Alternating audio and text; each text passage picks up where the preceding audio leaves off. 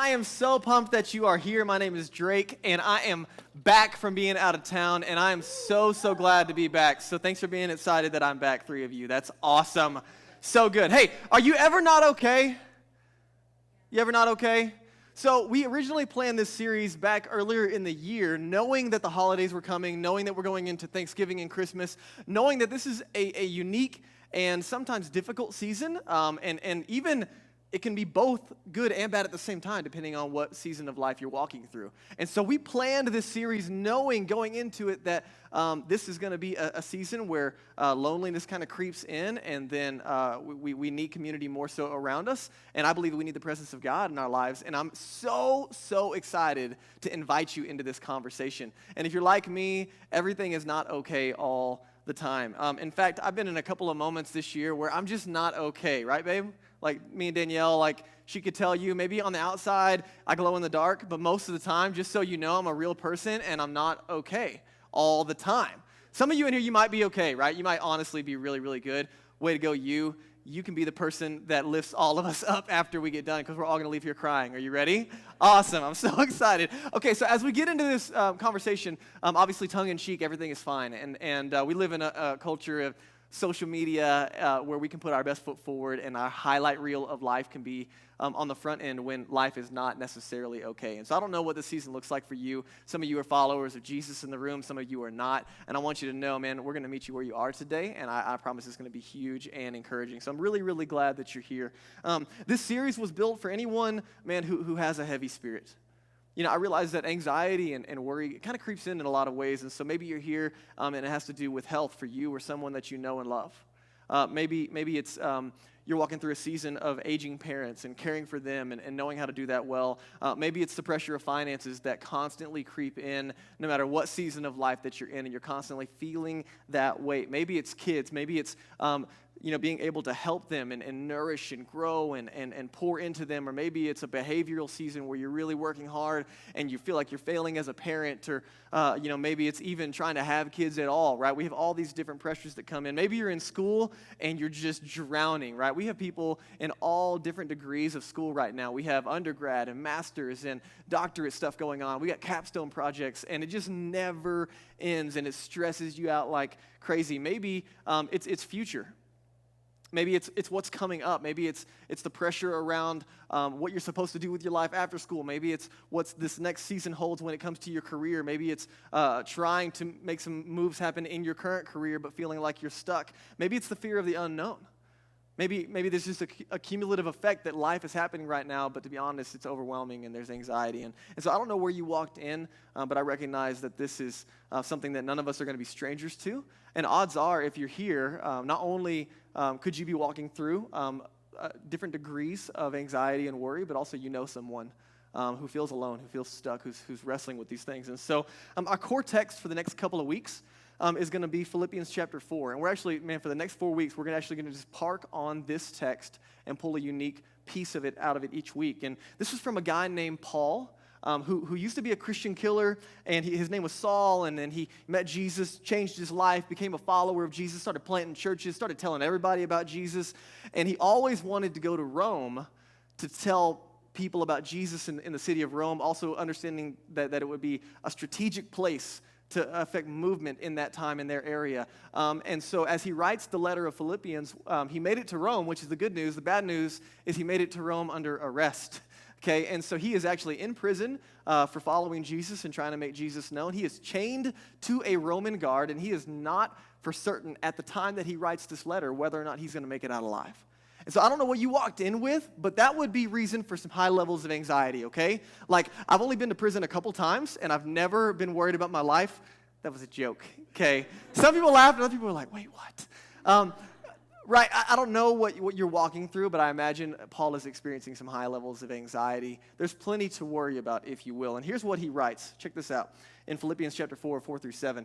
He says, rejoice in the Lord always. So first of all, I don't know about you, but that's pretty low on my list when I'm not doing okay? Be angry, be grumpy, have an attitude, be moody. Those are a little bit further up here. I could relate with that. But rejoice in the middle of your suffering. Wait a minute, hold on. I'm gonna say it again. How annoying is that? Right? I'm gonna say it again, rejoice. You're like, oh, dude, you're that guy? Glass half full all the time? Okay, verse 5, he says, let your gentleness be evident to all. The Lord is near. We're going to park on that today. Do not be anxious about anything. Well, that's helpful. Thank you so much. You ever had someone say, calm down? You're like, I will throat punch you right now if you tell me that again. Don't be anxious about anything, but in every situation, again, he's got the ability to say this sitting in prison. In every situation, by prayer and petition with thanksgiving, present your request to God. He says, don't be anxious, pray about it. And the peace of God, verse 7, here's the promise, which transcends or passes all understanding, it will guard your hearts and your minds in Christ Jesus. Now, here's the ironic thing about our conversation today. When we were preparing for this series back, I think it was like in April or so. In case you didn't know, City Church started just a little bit before Easter of this year, and we've been building a team, and God's doing amazing things, and we're seeing amazing community built. But it's a lot, in case you're wondering. And we didn't know how much a lot it would be. But it's been a lot, okay? And so in the process, we've seen God do amazing things, and then we felt like, just jumping off a bridge a few times in the process because it's a lot. And so when we originally planned this series, you're thinking a couple of months out, and you're just saying, hey, this is a series for other people. That's how it was for me. I'm like, hey, I'm going to do a series on anxiety for other people. And then God was like, haha, trick, it was for you, sucker. And I was like, ah. And so I got back, and I started preparing for this message, knowing it was coming, and it's been for me. And I just want to be real. One of our values is consistent transparency. And so I don't glow in the dark. I'm a real person just like you who has real struggles. And to be honest, planning a church has been a lot. The pressure of leading well, the pressure of knowing that I don't know what I'm doing and then not pretending like I know what I'm doing at the same time while simultaneously trying to figure out what God is doing and then just kind of join him in that. It's a lot. Leading well and the pressure of, man, are we doing this thing well, and are we being helpful to you, and are we making a difference in our city, right? There's all these things that are constantly going, and then at the same time, guys, I'm not kidding. I've hit a couple of walls this year, and I'm not normally like an anxious dude. Like, I kind of get like stir crazy when it snows, but that's just because I like to do stuff. Like, I want to be active, but I'm not normally like anxious and overwhelmed. But a couple of times this year, I've like genuinely not been okay. And I don't know what your response is. I hit these walls and I get stuck, and my go-to emotion is anger, and I get angry. And what was really frustrating a couple of times is in these moments, I don't know how I got there, and I don't know why I'm there, and I'm stuck and I don't know how to get out. And so I'm angry inside, and I don't even know what I'm angry about. You ever been there? Right? Like I'm not okay. And then I get discouraged, and then I get depressed. And I'm not normally a guy like if you know me, I'm the annoying glass half full kind of guy, like always a party, let's do it. But a couple of times, I called up a few of my coaches and I said, man, I need some help because I'm not okay. And I don't know where you go to get help, but these are like my functional counselors, okay? And I'm like, hey, I need some help. These are some safe people that I can, like, hey, I'm worried about, I'm trying to be a good dad and trying to be a good husband, and I suck at both of those things, and I'm trying to be a good pastor, and I suck at that, and I'm trying to be, just a good me, and I suck at that. I just like suck is how I feel, and I feel stuck. And so a couple of times I've hit these walls, and it's really not well. You can ask Danielle to verify, right, that I've not been okay a couple of times this year. And so when I originally was planning this series, God has kept coming back and saying, hey, this is for you. I'm trying to meet you in this space. And Paul here, he says, hey, you need to be anxious for nothing. Don't be anxious about anything. And I'm like, is that even freaking possible? Like, anxious for nothing? I was reading some stats. Generation Z, the generation coming up right now, is the most stressed generation to date. They did some polls. 91% of Generation Z are stressed out and worried about their future. 91%. We have the most stressed out generation to date coming up right now. And a lot of it has to do with the pressure to get jobs and the debt that they're graduating with. And, hey, should I go to school because I'm going to get a lot of debt? And then can I get a job to pay off my debt once I get out? Or am I going to be under the stress of student loans for the rest of my life? And then in addition to that, we're stressed about relationships. Like, hey, I'm trying to be this adulting thing going on. And like, do I pay attention to relationships? And what if like I get into one and the other person's crazy? And like, what if she's not, I can't tell that she's crazy on the front end, but then we get in a relationship and she is crazy, and then we're committed and we, got married, and now there's that thing going on, but can I break it off if she really is crazy? And oh no, maybe I'm crazy, right? You see how stressful this is. And so there's all of this pressure going on for this generation, and that's not, exclusive to them. We totally get it. What I want to do is I want to take our text today, and I want to look at a guy named Elijah. He's in the Old Testament. We're going to be in the book of 1 Kings. And he is a prophet. And what that means is that God would speak through Elijah on behalf and Elijah would speak on behalf of God to the nation of Israel, okay? And so this is before Jesus, and so God is building a people, and ultimately it's all pointing toward Jesus, but in this season, God would speak through this office of a prophet, okay? And so Elijah is sent because there's a king named Ahab who's a dirtbag, okay? And so just say it with me. You are a dirtbag. No, that was, all right, anyway. That was a Dr. Phil quote, I'm pretty sure. All right, so this guy is a dirtbag of a king. He's not doing well in a lot of ways, and so God sends Elijah to warn him to help the nation get back on track. Ahab's not going to listen, and so God's going to do some amazing things. If you haven't read the story of Elijah, the dude is like amazing. God shows up in amazing ways. First of all, he shows up, and he's like, hey, if you guys don't get your stuff together, then there's going to be a drought. And they don't get the stuff together, and so then there's a 3-year drought that Elijah introduces to the entire nation. And so in the meantime, he's hiding out in the wilderness. He's by this tree and a river. And listen, guys, this is mind-blowing. Everyone else, there's a famine and drought, and it's a bad thing, and things are not looking good for putting food on the table. And in the middle of that, God is sending ravens, and they're dropping off Big Macs at Elijah's front door, right? Okay, they weren't Big Macs, but like literally, ravens are bringing meat. God literally sends these birds to drop off care packages to feed Elijah, and he's by this stream. And so over the course of 3 years, God provides for him physically while the nation is going through drought. And again, this is to get their attention because God said it was going to happen, and God is using Elijah. On a second time, listen, there's these false prophets, right? There's this god named Baal that's a false god. They have statues and everything, and they would make sacrifices to it. And God's like, hey, that's not a real God. I'm the real God.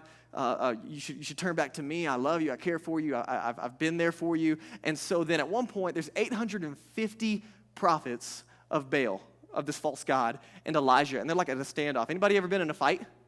Right? You ever been like, one-on-one, maybe? You should see me in a fight, man. It's not good, right? No, I don't have anything to brag about. But Elijah is 1 on 850. And he doesn't fight them with his fist, which would have been cooler, but it didn't happen that way, okay? So they have this altar, and they're going to do like a sacrifice. And they're like, all right, hey, here's how we're going to do it. Whichever God shows up first and burns up this sacrifice with fire is the real God. And Elijah's like, let's do it. And so all day, these 850 prophets are like praying and being all crazy cultish and trying to get the god of Baal, which doesn't exist, to burn up this offering, and it never happens. And then Elijah walks in, and he's like, watch this. And he's like, hey, why don't you guys just get a couple of buckets of water and douse the wood and make it extra hard for this thing to burn? And, he doesn't have any tricks up his sleeve. He doesn't have anybody hiding in the back, like ready to light this thing on fire, right? He just prays and says, all right, God, it's time for you to show up. And bam, poof, there is this giant incineration from heaven, and the entire offering is gone. Everybody's like, oh, snap. Maybe this God is the real God, right? And so God shows up over and over again through Elijah. Now, I don't know about you, like I haven't seen some pretty supernatural things like that, but if God is showing up that legit, that consistently, I'm going to feel pretty good about God being present in my life. And then here's what happens. Here's what's crazy. Lots of confidence, watching God work, and then Jezebel. Listen, just don't name your kids Jezebel, okay? It's just a bad name. Ahab's wife is named Jezebel, and that lady is crazy. She shows up and says, listen, bro, you can't get your stuff together. You can't take care of this Elijah guy, so I'm going to kill him. And so she puts it together, and she puts a price on his head, and Elijah loses his marbles. Guys, listen, he's been OP the whole time. He's been showing up. God's doing awesome stuff, and he's got all this confidence. And then Jezebel out of nowhere says, all right, I'm going to kill this guy, and he freaks out and runs for his life. 1 Kings chapter 19, let me show you. 1 Kings chapter 19, verses 3 and 4. Watch what Elijah does when Jezebel threatens him. He was afraid. He had plenty of reasons to be afraid. But it's not like this is the first time someone's trying to kill him, okay? Ahab was looking for him the whole time during the drought. But he was afraid, and he fled for his life, and he went to Beersheba, a town in Judah, and he left his servant there. And then he went on alone into the wilderness, traveling all day, and he sat down under a solitary broom tree, and he prayed that he might die. Check out how irrational he got. He is afraid for his life, he gets alone, and he prays that he would die. You see the inconsistency, right? He is completely irrational at this point. He's so scared. And he says, I've had enough. You ever been there? I've had enough. Just can't do it anymore. take my life, for I'm no better than my ancestors who have already died. And so I don't know if you've ever been in a place like this where you've had enough, right? Maybe it's the financial pressure where you're like, man, you've been trying to grind it out and stick it out and stay on top, and all of a sudden you're just like, I've had enough. Like, if one more thing breaks in my house, I am going to lose it. If one more thing goes wrong with my car, I am going to go crazy. If one more thing happens in my job, I just can't take it anymore. I've had enough. If one more thing happens in our relationship, if we get in one more fight, if one more thing falls apart, right? And you know that tipping point where you like are stressed out and then you just had enough? Like, it's in there somewhere and you don't see it coming until it's already happened, and you're like, well, that was crazy. And you do and say some things that you wish you wouldn't have said or done.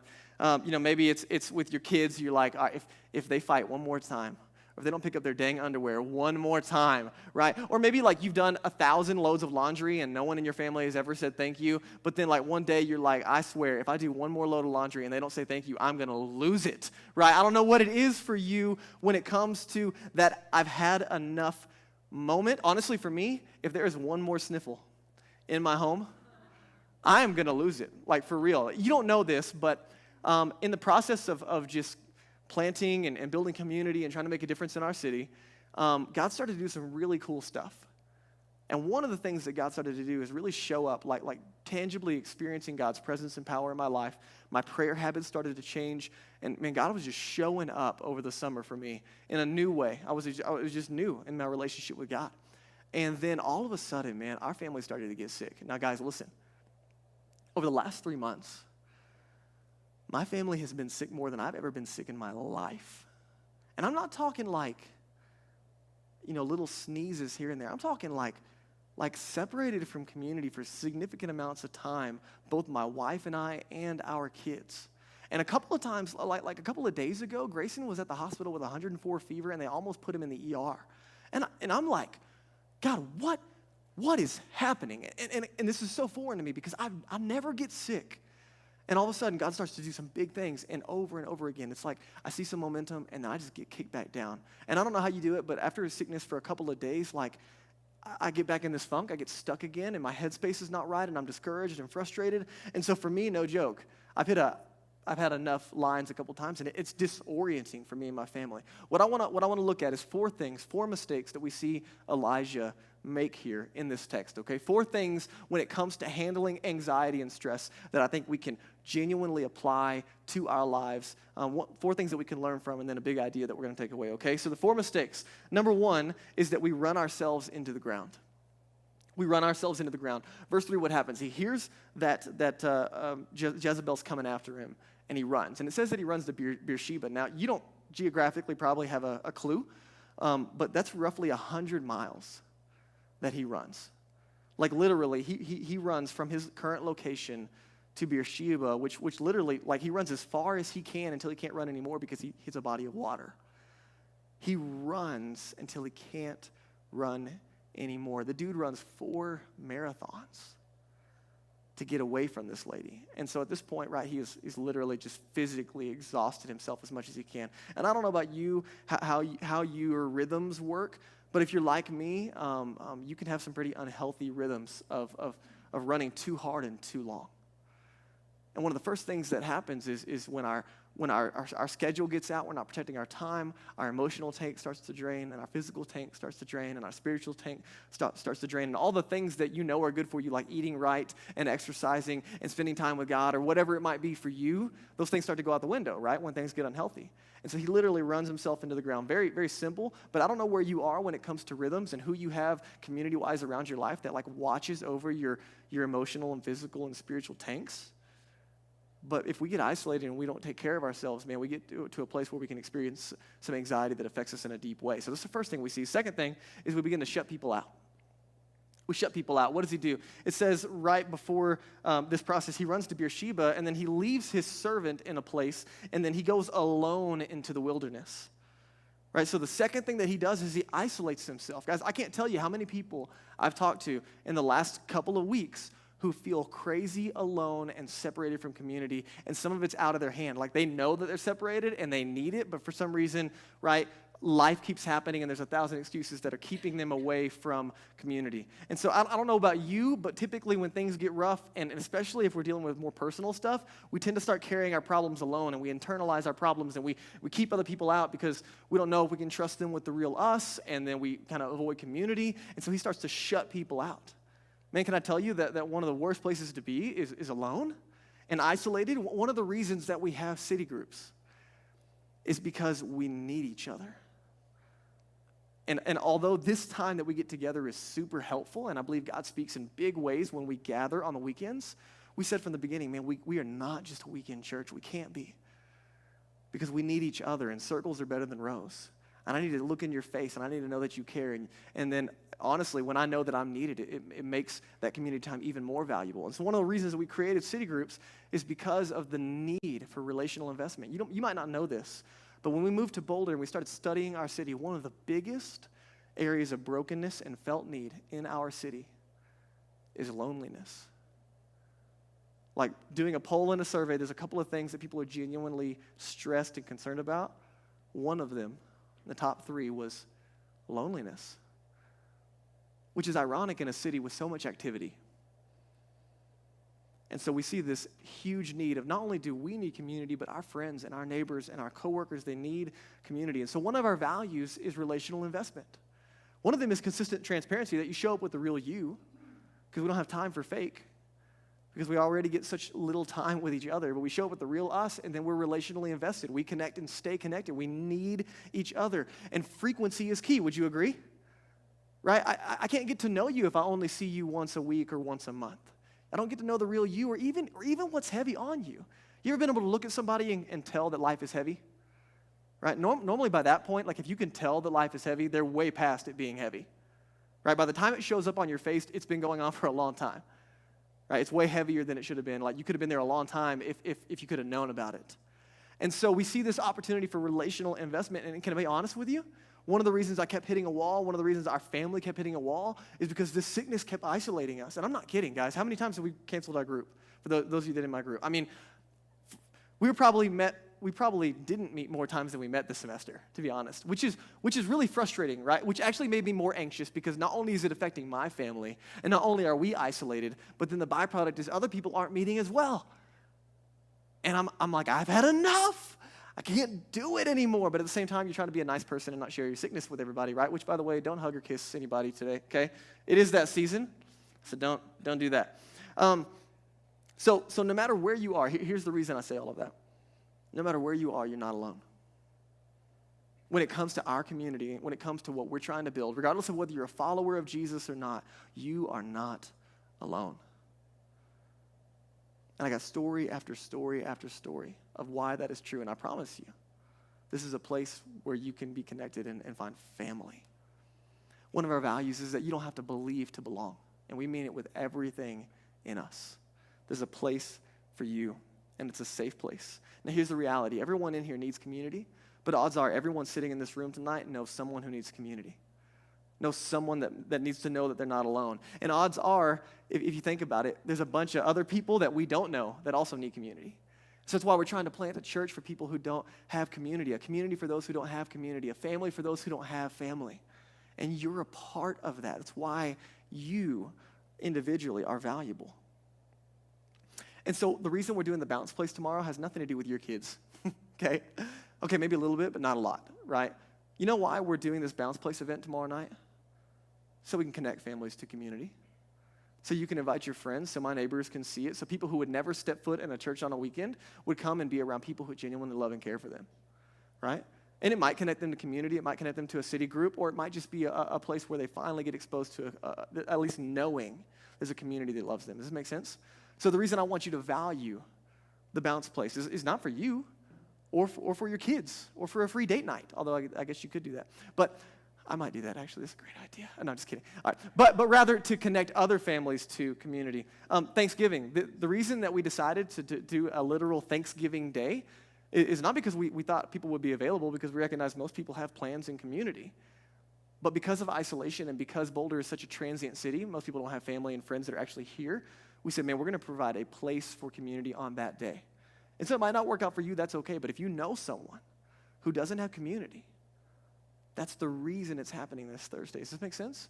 Right, we're trying to build community for those who don't have it. Honestly, to buy a meal for people through Crestview Elementary, such a cool opportunity, guys, that God would open up that door, and it's our privilege. And I love that our church responded immediately with radical generosity in that. But you know what that's about? It's about letting them know that they're not alone. That's why we do it. It's not to feel better about ourselves, right? But rather, we have the opportunity as a community to say, hey, we're here for you. Regardless of whether you ever come to a service, that's not what it's about. But we're here for you. Why? Because God is here for you. We're trying to replicate that love. All right, let's go on. The next thing we see him do is he focuses on the negative. We focus on the negative. When we kind of get stuck and we get isolated and we get away from community, we begin to focus on the negative. And I don't know if you've been there, but right, he starts to say, oh, I hate my life. God, just kill me now. All my ancestors, we all suck, right? But the truth is, he doesn't suck, right? Like, God has used him in amazing ways, right? Like, if you go back and read his story, like, everything he's saying about himself is totally false. But we understand how his emotions can take over this moment, and he feels a way that is false. And so, we get in places where we start to get really negative. My life is so hard, and I'm stuck, and I hate my job, and I have no one around me, and I have no community, and I have this. And we start to make, like, absolute statements, and this is how you know when you're in trouble. If you start to make absolute statements like, man, I'm never going to be enough. Or we're never going to have a good marriage, or I'm never going to be a good parent, or we're never, going to have our stuff together, or we're never going to be able to pay our bills, or we're never going to, be able to pay off our car. We're always going to have a broken marriage. You see what I'm saying? The second that you get into a place to where we start to make absolute statements, we can tell our hearts are in a bad place, and we're in a space of danger. And so I don't know what it is for you, but because of Instagram and Facebook and the highlight reel comparison, in addition to that, it makes us feel even worse. Like, we start looking at their kids and their job and their house and their relationships and their family and their highlight reel, and then we start to make assumptions about ourselves. We feel worse and worse about ourselves, man. I'm never going to have the job that I want. I'm never going to have this, and it's always going to be that. You see, this makes sense to you? And so we get negative, and we get stuck in patterns of believing things that aren't necessarily true. And what happens is we get discouraged. Now, I was reading a book earlier this week that defined discouragement this way. It said when you're discouraged, what it means is you've lost perspective. And every time this year that I've been discouraged, every time that I've been stuck, every time that I've had to call a coach and have them talk me off the edge, I was discouraged. And I started asking myself, why am I so discouraged? You know, the honest truth? I lost perspective. It's not that God wasn't doing things. It's not that God hadn't been there. But I had lost perspective on who God is. And this is what happens last, is we forget God. That's what Elijah does. In this moment, the biggest thing, the most important, vital aspect of all of this, he's forgotten. He's facing his fears while simultaneously forgetting God. When God has shown up in amazing ways. Guys, I have a journal. I didn't bring it. I should have. I have this journal. It's blue. It's got stickers all over it. And I've kept it since we moved to Boulder. And I've had it before we moved to Boulder. I started taking all these notes of just different ways God started to show up. Guys, I have pages of miracle after miracle. And to this day, like God has done miracles in the last month. Okay, so over and over again. I mean, you name it, I've got stories that'll blow your mind of how God has shown up for this church, how God has changed lives, how God has built community. Just unbelievable stuff. And over, I would write the date and what happened, the date and what happened. And it was for me knowing that one day I was going to need to remember what God has been doing in my life. And in the moment when my emotions can take over and I forget. You know what's ironic is I still get stuck and I wouldn't go pick up the journal, and so it didn't even matter. It's like it didn't even exist. Why? Because I would forget God in those moments.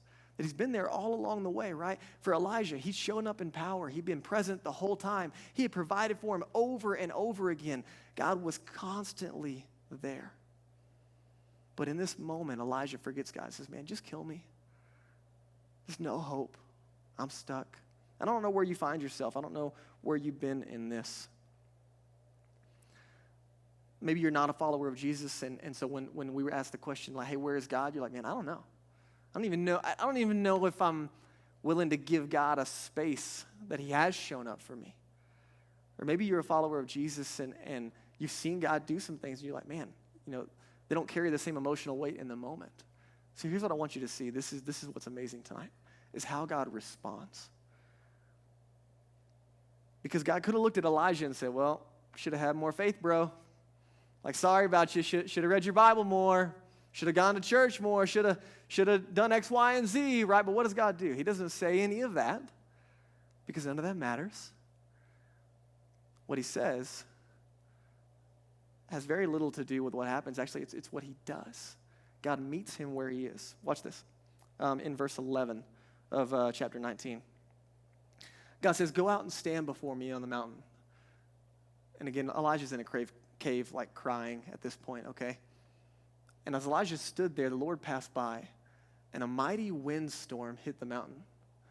It was such a terrible blast that the rocks were torn loose, but the Lord was not in the wind. After the wind, there was an earthquake, but the Lord was not in the earthquake. And after the earthquake, there was a fire, but God was not in the fire. And after the fire, there was the sound of a gentle whisper. Hey, babe, will you come here? I asked Danielle to join me. Will you guys give Danielle a hand as she joins me tonight? She has no idea what's about to happen, and so you guys can just give her some encouragement. I asked her to join me because this makes a lot more sense when someone's next to me. Thanks, babe. So earth, wind, fire. Okay, a couple of us. I just wanted to see. Yeah, God wasn't in any of it. God shows up in a whisper. And, it'd be convenient sometimes if God would, grab a megaphone and shout to get our attention, and he'd show up, and there'd be a miracle. But what I want you to notice is that God is not in the extraordinary. He simply shows up in the ordinary. You ask the question, why? Why does God whisper? God whispers because he's close. See, why doesn't God show up in shouting to get my attention? Because he doesn't have to. God whispers because he's close, because he's near. And in the moments when you feel alone and you feel broken and you feel overwhelmed, God shows up. He says, I'm here. I'll never leave you. I'll never forsake you.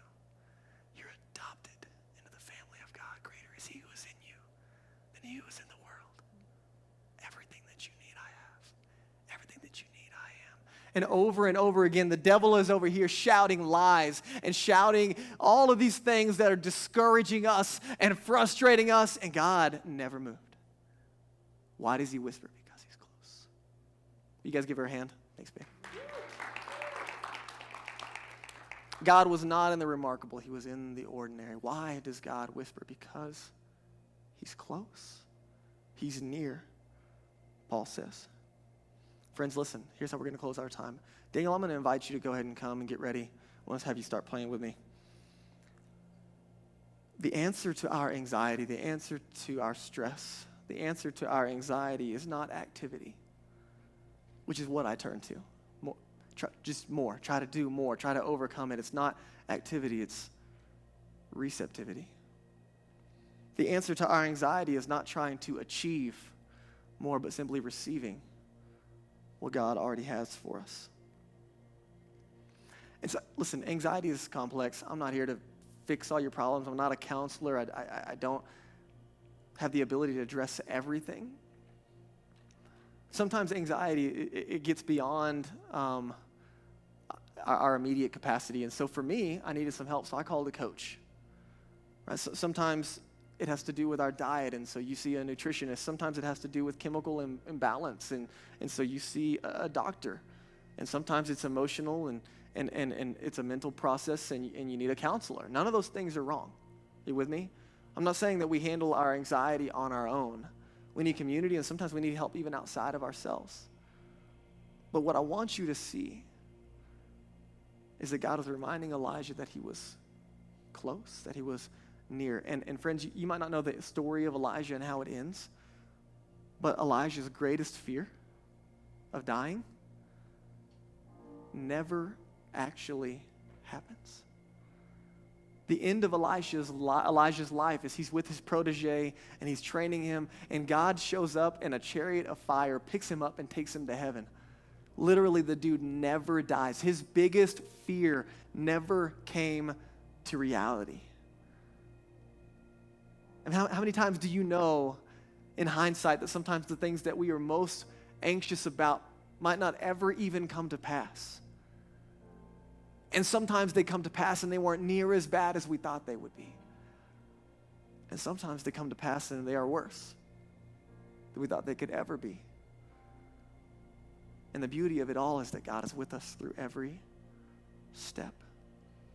And so I'm going to invite you to respond in your own heart and mind, just in the privacy of this moment. I'm going to invite you to just close your eyes with me and bow your heads. And this is just a moment of privacy for you.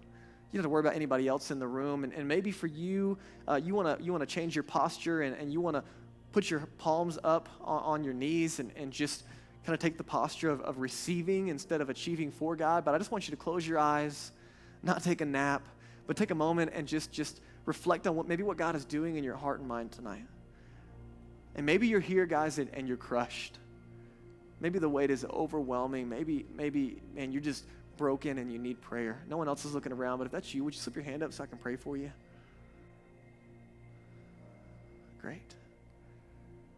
Maybe you're here and man, you've been walking through life and you've been walking through some of the stress and you've been alone and you've not had community.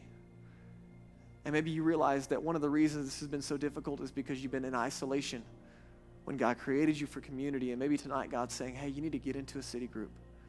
You need to take some steps and get around people who are going to love you and invest in you and make a commitment to be there and to be present and to show up. No one else is looking around, but if that's you and you feel like God's put that on your heart, would you raise your hand with me just so I can pray for you? Drake, I feel like God's telling me to get in community. You need to take a step and be bold. So good, thank you. Maybe you're here and you need to slow down. Maybe you've been running hard and maybe you haven't hit the had enough line yet, but you know that you're at an unhealthy pace. You know that your patterns of behavior and the pace you've been running at are not sustainable. And maybe you need to slow down. Maybe you need to take a breath. Maybe you need to build in some rhythms. Maybe you need help from a friend to add layers of accountability. Maybe it's negativity. Maybe here you've been just drowning in a negative cycle in your thought life. And Instagram and Facebook have been robbing you of joy, and the comparison trap is just breaking you. Man, can I encourage you not just to try to forget the things that are discouraging you, but rather replace those thoughts. The following verses right after Paul pins to not be anxious. He says to replace our thoughts, to fill our minds with the things that are after the heart of God, things that are good and lovely and full of peace. And maybe you need to replace your thought life by spending time and reading the Bible and hearing God's heart for your life and for your situation. Man, no one else is looking around, but maybe if I were to ask you the question today, where is God in all of this, everything you've been walking through? Maybe the answer is, I don't know. And maybe the answer is today that you don't know him personally and you don't feel like he is close. Can I tell you the greatest truth to ever hit the planet? God sent Jesus to meet us where we were. Regardless of our activity, regardless of our goodness or our badness, regardless of our brokenness, regardless of what we think we brought to the table or what we think we have to offer, or regardless of how horrible we really know we are on the inside, no matter where you find yourself, Jesus came to die in your place for your sin, to pay the price, to forgive you and set you free. And I'm telling you, friends, Jesus set me free at 15 years old, and I've never been the same. Because he didn't just save me from my sin, but he brought me into a relationship with God that I couldn't earn and that I didn't deserve. And I want you to know, man, if you don't know that God is close, I want you to know he is. He's been drawing you to himself. It is no accident that you are in the room tonight for the first time, and God wants a relationship with you, and he's already made a way. And all you have to do tonight is say yes to Jesus. Jesus, I believe in you. I believe you died for me. I believe you rose again, and I believe you can make me new. I want a relationship with you, and I want to follow you. If you would pray that in your own heart and mind in the privacy of this moment, friends, I want you to know with confidence that the relationship has started and you'll never be the same.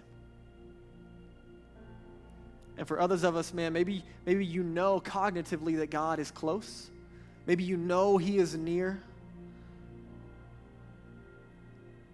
But life has been a little loud. And you've been out of daily routine and you've not moved to a place to where you can hear that whisper. It's not that God is not close. It's not that he's not speaking, but maybe you just haven't been hearing. And maybe the most important thing you can do in your life this week as a follower of Jesus is carve out 15 minutes every day and spend time reading the Bible and praying and listening and hearing that whisper that he is close, that he is present, that he is working, and you're not alone. God, I'm so grateful for our time together, and I realize that there's a lot that we could be responding to. And so I just pray, man, that whatever it is that you have for us, we've heard it with clarity. Whatever next steps that you've given us, man, we would take those steps immediately. God, anything that's been said that wasn't helpful or was not from you, God, would you help us to forget it immediately?